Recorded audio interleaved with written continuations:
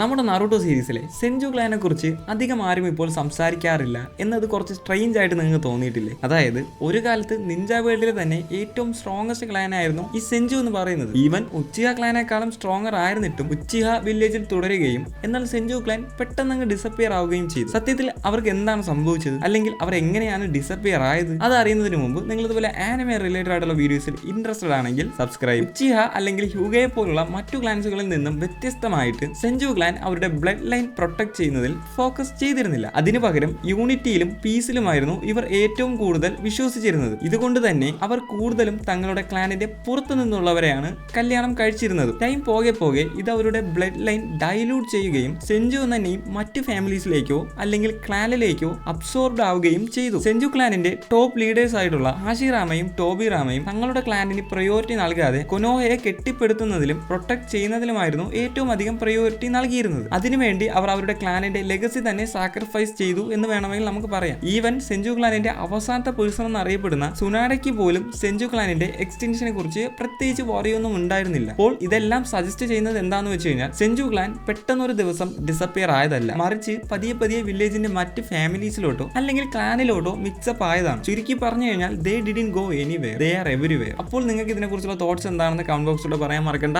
അടുത്ത വീഡിയോ കാണാം.